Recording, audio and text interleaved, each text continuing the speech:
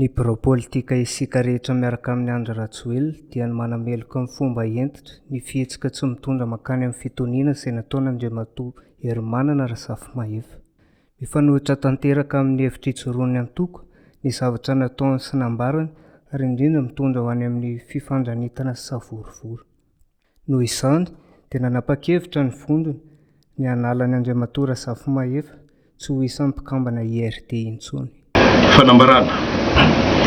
Ny vondrona isika rehetra miaraka amin'ny Andry Rajoelina dia nijoro hanoana ny filoha Andry Rajoelina eo amin'ny fanatanterahana ny ezaka rehetra sy ireo drafitr'asa ary velirano hanavotana sy hampandrosoana ny malagasy rehetra sy ny firenena manontolo.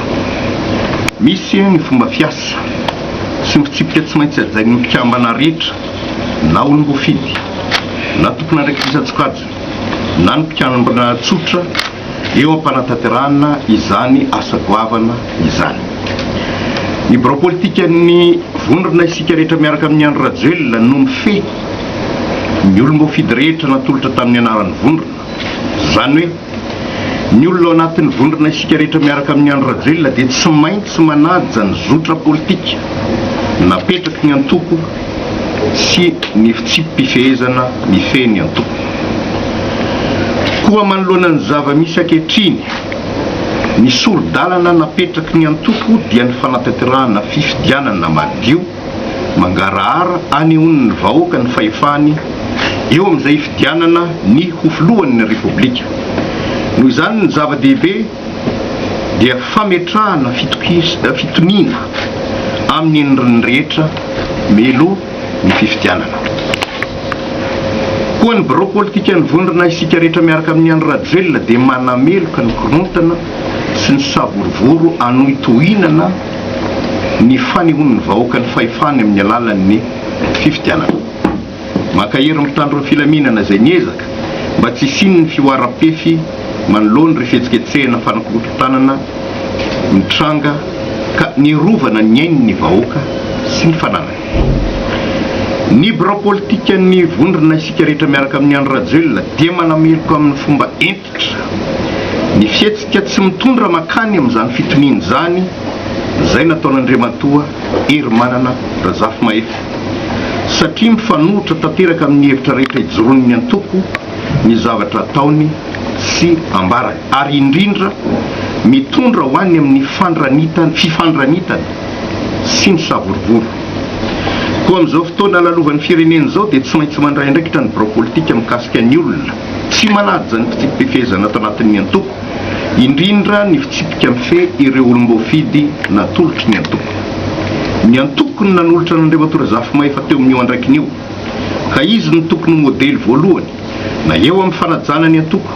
fa indrindra ny fitsonjovana ny tombotsoam-pirenena fa tsy ny tombotsoany manokana. Ny tsy fanatanterahana izany dia midika ho fitsipahana ny antoko sy ny filohan'ny Rajoelina izay nipoirany. Noho izany dia tsoahin'ny antoko ny fitokisana napetraka taminy. Tsy pihina mazava ihany koa fa izany rehetra izany dia fandaminana anatin'ny antoko ka tsy azon'ny hafa tsapahana.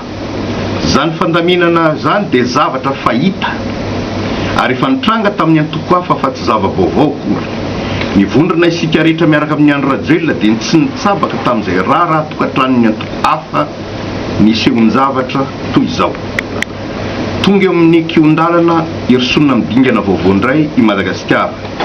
dingana vaovao hitondrana fampandrosoana sy fampivoarana. Miandrano izany ny vahoaka malagasy ary ty fifidianana filohan'ny repoblika ity no risonina amin'izany. Tsy voasamba ny Madagasikara no nanatotosa fifidianana ary efa nivonona ho amin'izany ny rehetra na ireo kandida samihafa na ny antoko politika samihafa fa indrindra ny vahoaka malagasy. Efa nivonona ho amin'izany ihany koa ireo rantsana rehetra mpanatanteraka fifidianana ho atongotra ambian-dakana i Madagasikara ka tsy miverina intsony satria i Madagasikara tsy maintsy mandroso.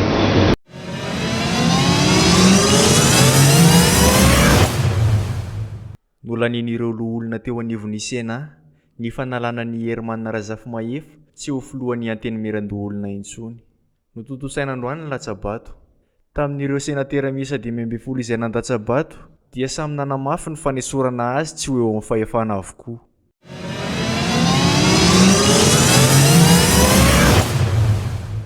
Nilaza ny fahavonona ny ampandany ny kandida Andry Rajoelina hatramin'ny farany ny fikambanana TVR Toliara Fotsiraiky avy any amin'ny faritra Tsimandrefan'i Madagasikara. Hainy kandida izay tohanan'izy ireo hoy izy ny mandresy lahatra ny vahoaka ka nilazany ny amelana malalaka azy ireo anao ny safidiny. Fantatsy ny vahoaka izy fa nahavita be teto Madagasikara ka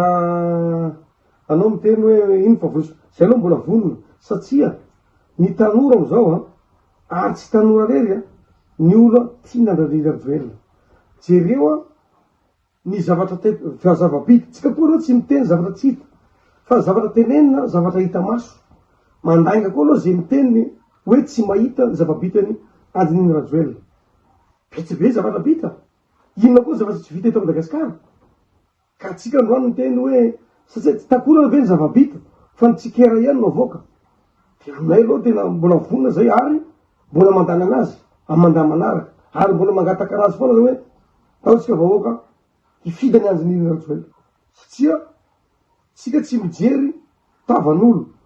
fa mijery ny zava-bita teto Madagasikara fa Rajoelina ny anazy de miroso izy tsy namana iemotsy fa namana iroso dikan'izay vonona izy na makaiza na makaiza zay aloha ny zavatra ny fahavononazana Rajoelina tsy hita mihitsy atram'izay io de anazy vonona ampandroso Madagasikara io azy avelao ny vahoaka safidy ny vahoaka ilana eto Madagasikara amizao tia tsy kilanao ka zay teny amin'ny televizion de itena amin'ny televizion hoe tsy mandeha ho hitatsika ary ny tsy andena le mpifidianana anao tsy vonona aza manao fa Andry Rajoelina de vonona iny hatramin'ny fara. Ny tahotra hoy izy no tsy anaovan'ireo kandida 12 ny fampelezan-kevitra. Le kandida sasany 12 reo matahotsy farany tsy afaky manao tsy ino le asa tsy ampahafantarina amin'ny vahoaka zao le asa hatao tsisy raha volany hanakarota firenena avao zany ny hataondrozy mandao caution rehefa mahazo numéro de hanakarota firenena tsy rehefa mahazo numéro azo natao zay raha volagniny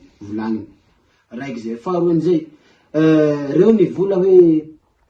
mikasika ny Rajoely mahavazaha azy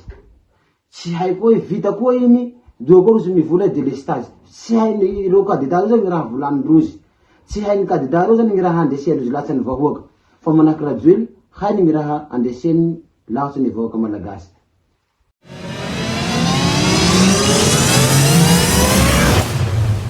Tsy omby ny kianjana Mbilobe noho ny amaroan'ny olona tonga ny aino ny kandida laharana 7 midika fitiavana izany hoy Andry Rajoelina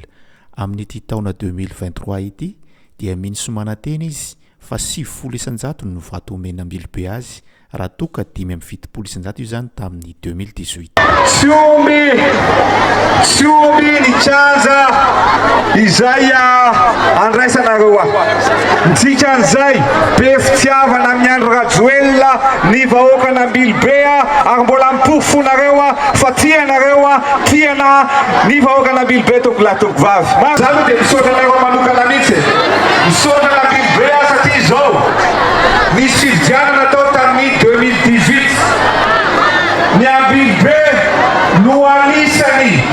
ny fidy antenako 75% tamin'ny 2018 mbola tsy vitatsika ny fotodrafitasy fa natokiay anareo dia hoy aho hoe apio mba ahafahako manampy anao nanampy anareo ary nampandroso ny Mbilobe satria ny asa reka zay tsy vita teto dia efa nataotsika petsaka rehefa vita fa mbola petsaka ihany koa nataotsika mba hamirapiraka ohatran'ny volanenao betsika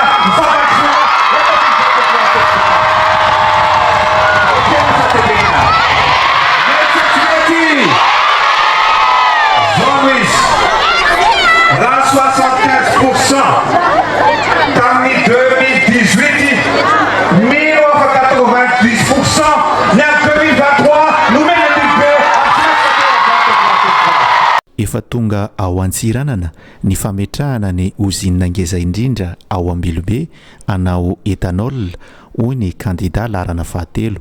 efa anaty hangar ary afaka volana vitsy dia hisokatra io orinasa goavana io toy izany koa ny fametrahana centrale thermale goavana ao Betsiaka. Taona 2024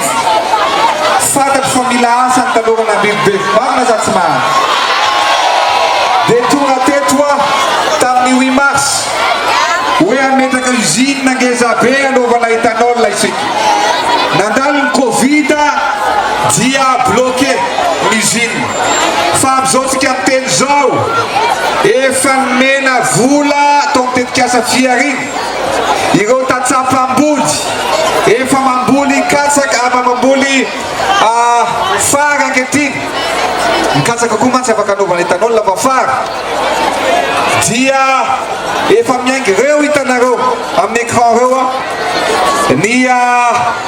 entana izay efa nafarana efa tonga ho a Diego ny fametrahana ny usine ngeza indrindra anamboarana etanol eto Ambilobe tompoklasy tompokivavy hitatsika amin'ny écran reo efa ao anatin'ny hangar ary afaka volana vitsy dia hisokatra izany usine zany. Itsika aty amin'ny faritra aty ihany koa Betsika ao misy toerana misy rano mazika ao afaka hitsabona ny olona zay marary noho izany dia nametrahana centre thermale goavana be ao Betsika ao amin'izay ny olona rehetrarehetra any Antsirabe misy an'io zao kelikely fa isika dia namboatra centre thermale goavana be ho an'ny vahoaka Ambilobe parapatonga makany Betsika satria mila asa ny tanora mila fotodrafitrasa tsara ary isy hôtely goavana be ao anatin'izany centre thermale zany. Mety sa tsy mety ekena sa tsy ekena. Nanome hafatra ho an'ireo vondrona kandida ihany koa ny kandida larana fahatelo Andry Rajoelina ohatran'ny coupe mondial io rehefa tsy mandray anjara ianao dia forfait ho izy. Ataontsika carrefour du développement raha vitatsika Ambilobe makany Voimar ankehitriny kosa dia efa ataontsika ary efa mandeha eo efa vita 70 isan-jato ny lalana RN6 miala Makao-Ambanja tonga eto Ambilobe ary misosa dia tonga dia Antsiranana Ambilobe tompoklasy tompokivavy. Lalana goudron mirefy 235 km zany lalana ataontsika tsy mbola nisy na vita an'izany azao teneniko anareo zay ny antony atahoran'ny adversaire ny Andry Rajoelina mbola tsy mijoro tena atahotra zala raika ambin'ny folo ny adiady toy izy hoe mitambara dolo nareo fa ny anarako koa dia Bruce Lee mpahazo makamakaty fa koa dia pitika ary ekena sa tsy ekena mety sa tsy mety zao lazainy zala zavatra tsy misy dikany lazainy zala atao daholy ny fomba rehetra hoe aleo aloha tsy atao ny fividianana io ohatran'ny coupe mondiale ohatran'ny coupe du monde ohatran'ny compétition rehefa tsy mipotra ianao dia forfait fa miakatra ary mivahoaka indrindra fa Ambilobe fantatro fa ity dia Andry Rajoelina zay taraiky any dia taraiky fa itsika tsy maintsy mandeha tompoklasy ekena sa tsy ekena.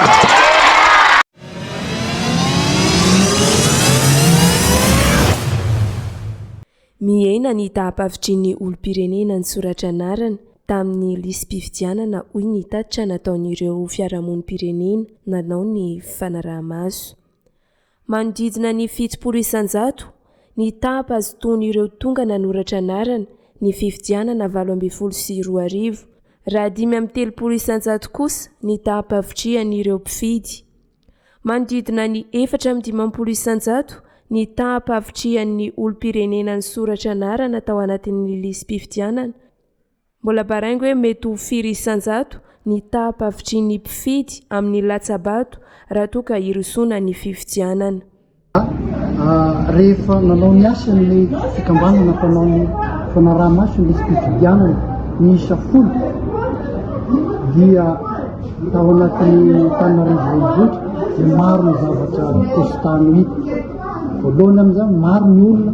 sy mbola manana kara rezista ny tokotany. Maro ny olona mbola tsy voasoratra. Raha fitahina tamin'ny 2018 70% ny vahoaka ny Tananarivo zany tamin'izay no voasoratra. Dia amin'izao nefa ny raha natao ny fizahanan'le izy dia 54% zany no mihita sy ny sapa voasoratra anarana anatin'ny spitidiana. Izay zany ny tena vokatsy ny asa izay nidinana tegna fotony mahakasika ny fanaraha-maso ny spitidiana.